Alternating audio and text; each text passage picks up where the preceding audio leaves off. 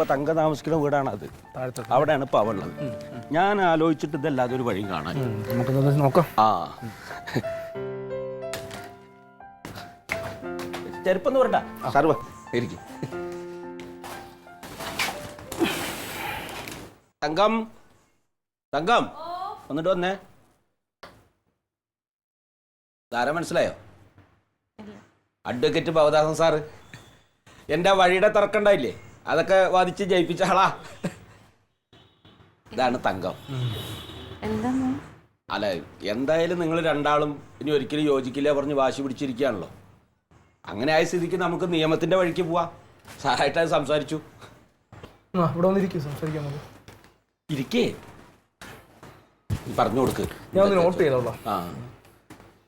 എന്താ തരത്തിലുള്ള പ്രശ്നം? പറഞ്ഞോ. കുടുംബം തീരെ നോക്കില്ല.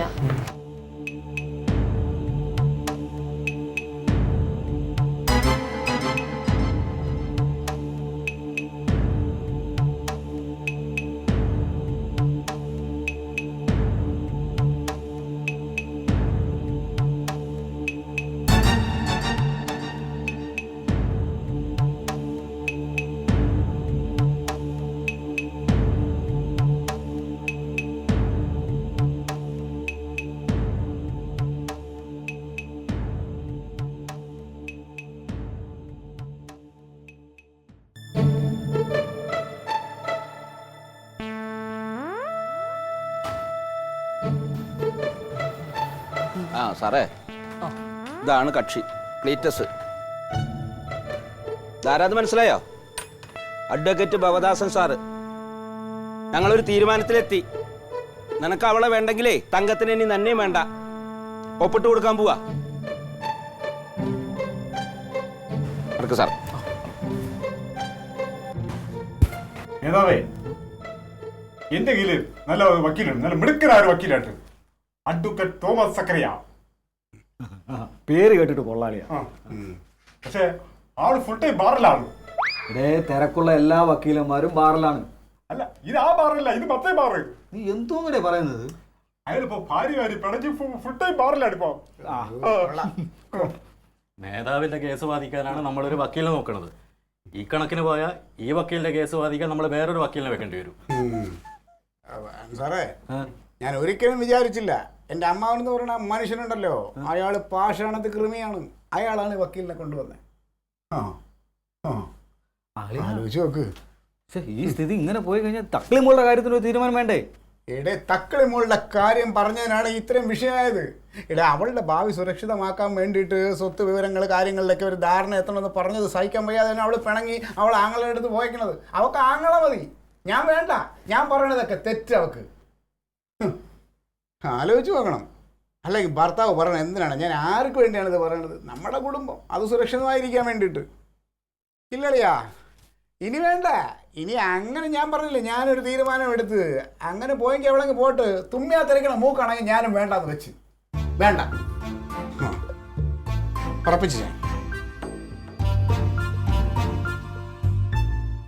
ഏട്ടാ ഏട്ടാ ഉറങ്ങിയോ? ഏട്ടാ, ഞാനൊരു കാര്യം പറയട്ടെ. പറഞ്ഞാ ദേഷ്യപ്പെടുവോ?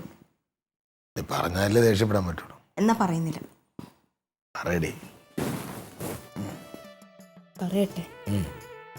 വേണ്ട. സിനിമയ്ക്ക് അതൊന്നുമല്ല. നീ കാര്യം പറ, എന്താ പ്രശ്നം? പിന്നെ എനിക്ക് നേട്ടനെ ഒട്ടും ശ്രദ്ധിക്കാൻ പറ്റിയില്ലല്ലേ? അങ്ങനെ എനിക്ക് തോന്നിയാ? അപ്പൊ നാളെ ശ്രദ്ധിച്ചാൽ മതി. ഓ, ഇങ്ങനെയാണെങ്കിൽ എനിക്ക് ഏട്ടനെ അങ്ങോട്ട് ശ്രദ്ധിക്കാൻ പറ്റുമെന്നേ തോന്നുള്ളൂ. അതല്ലേ ഏട്ടാ, നാത്തൂൻ ഇങ്ങനെ നിൽക്കുമ്പോഴേ ഞാൻ ഏട്ടൻ്റെ അടുത്തോട്ടൊക്കെ എങ്ങനെ വരും? അതല്ല, നാത്തൂൻ വഴക്കിട്ട് വന്ന് നിൽക്കുമല്ലേ, അപ്പൊ നമുക്കൊരു മര്യാദയില്ലേ? അവളെ നമ്മളെ കാര്യത്തിലൊന്നും ഇടപെടുന്നില്ലല്ലോ. അവളെ കാര്യം അപ്പുറത്തിരിപ്പുണ്ട്. നമ്മളെന്താ കുഴപ്പം? നമ്മളിപ്പോഴല്ലേ ഏട്ടാ ഒന്ന് ജീവിച്ചു തുടങ്ങിയത്, മോളൊക്കെ വന്നതിന് ശേഷം. നമ്മുടെ ഒരു പ്രൈവസി പോണ പോലെ എനിക്ക് തോന്നുന്നു. എന്ത് പ്രൈവസി? ഈ നമ്മളിതാ ഇപ്പം ഈ റൂമിൽ നമ്മൾ മാത്രമേ ഉള്ളൂ. ഇങ്ങോട്ട് വന്നാൽ അവള് അങ്ങോട്ട് എത്തി നോക്കുന്നൊന്നുമില്ലല്ലോ, അങ്ങോട്ട് വരുന്നില്ലല്ലോ അവള്. അവളെ കാര്യം അവിടെ ഇരിപ്പുണ്ട്. എന്നാലും എനിക്ക് ചോറൊക്കെ വിളമ്പി തരണം. അപ്പം നാത്തൂൻ അവിടെ നിൽക്കും. ആകെ കൂടെ ഒരു വീർപ്പുമുട്ടലായി. എന്തുപറ്റി? ഏട്ടനൊരു പണിയേ, ക്ലീറ്റോ ചേട്ടനോട് സംസാരിച്ചിട്ടേ നാത്തൂനെ പറഞ്ഞു വിടും. എവിടെ? വീട്ടിലോട്ടോ, നാത്തൂൻ്റെ വീട്ടിലോട്ടോ. എന്തിനങ്ങനെ? കെട്ടിച്ചു വിട്ടാലേ ഭാര്യമാരെ നോക്കേണ്ടത് ആരാ? ഭർത്താക്കന്മാരാ, അല്ലാതെ ആങ്ങളെയല്ല. ഇവിടെ എങ്ങനെയാ? ഇവിടെ എങ്ങനെയാന്ന്? ഞാൻ എൻ്റെ പെങ്ങളെ നോക്കും, നിനക്ക് എന്താ കുഴപ്പം? ഏട്ടൻ എത്ര കാലം നോക്കും? എനിക്ക് ആരോഗ്യമുള്ളിടത്തോളം കാലം ഞാൻ അവളെ നോക്കും. ഏട്ടന് നോക്കാനാണ് ഇവിടെ ഞാനും മോളും ഉള്ളത്. നിന്നെ നോക്കണതിനെ കൂട്ടി അവളെ നോക്കണപ്പം എന്താ കുഴപ്പം? ഒച്ച എടുക്കട്ടെ, പതുക്കെ പറഞ്ഞാൽ മതി. അപ്പുറത്ത് നാത്തൂനുണ്ട്. ഞാനൊരു നല്ല അർത്ഥത്തിൽ തന്നെയാ പറഞ്ഞത്. നീ ആ വിചാരം നിനക്കാ വേണ്ടത്. എന്ത്?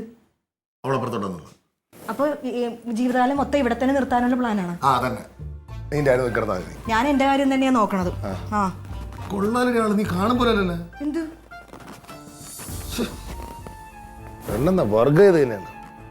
ഞാൻ എന്തായാലും ഇങ്ങനെ തന്നെ. ആ നീ നിനക്ക് പല മറ്റേ ഓങ്ങി വെച്ചിട്ടുണ്ട് ഞാൻ. മര്യാദക്ക് പെങ്ങളെ പറഞ്ഞ് വിട്ടോണം, അല്ലെങ്കിൽ ഞാൻ ക്ലീറ്റോ ചേട്ടനോട് പോയി പറയും. നീ തോന്നി ഭാര്യനെ വിളിച്ചോണ്ട് പോവാൻ. ഭാര്യനെ വിളിച്ചോണ്ട് പോവാൻ.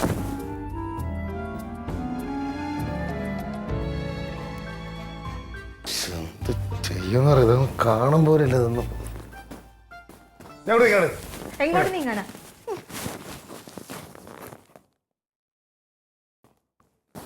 അവളാകെ വിഷമിച്ച് ഇരിക്കുന്ന അതിൻ്റെ ഇടയിൽ ഇനി അവളുടെ അടുത്ത് അപ്പുറത്തോട്ട് പോകാൻ പറയാനായിട്ട്. കുണിയും കുണി വന്നപ്പോഴേ മനസ്സിലായി എന്താ കുളമാക്കാനാണോ.